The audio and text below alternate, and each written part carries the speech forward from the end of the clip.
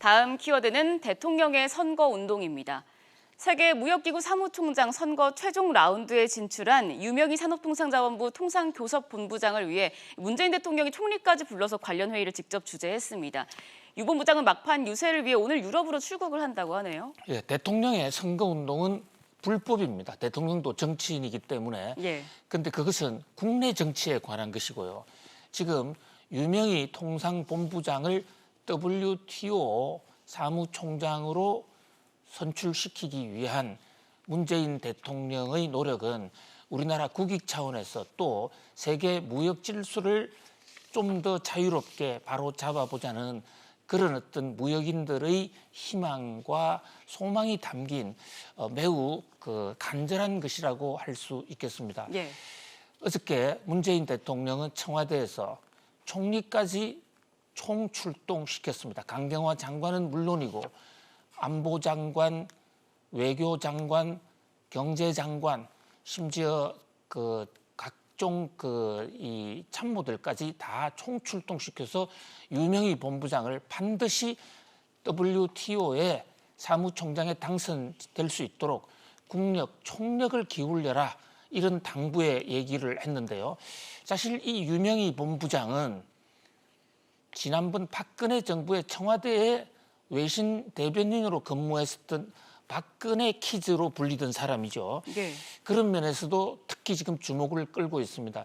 문재인 대통령이 집권한 지가 지금 3년 반이 넘어갑니다만 그동안 지나치게 이 문 캠프 출신 사람만 많이 써서 캠코더 인사에 주력해왔다라는 이런 얘기를 듣고 있지만 유명희 본부장의 경우에는 박근혜 사람임에도 불구하고 정파를 떠나서 다른 대통령의 비서를 했더라도 과감하게 발탁해서 어떤 성공을 시킨 대표적인 케이스라고 할 수가 있겠어요.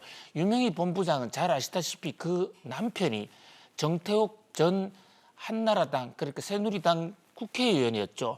그분의 유명한 발언 혹시 기억나시나요? 어떤 발언이었나요? 이부망천이라는 얘기. 네. 그렇죠?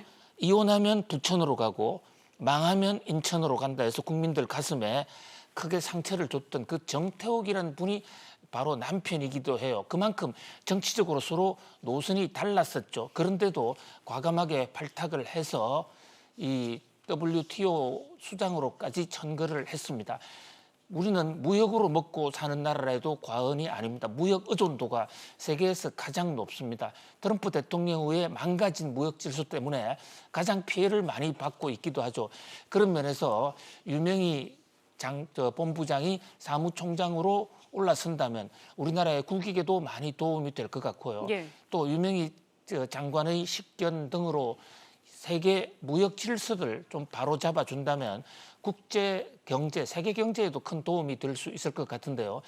19일부터 27일까지 최종 라운드 지금 투표가 진행이 됩니다. 나이지리아 후보하고 경합이 되는데 나이지리아도 공교롭게도 이번엔 여성 후보예요. 그래서 WTO 역사상 처음으로 지금 여성 총장이 선출되겠네요. 그렇습니다. 누가 되든지 간에 여성 후보가 되는 것은 기정사실이고요.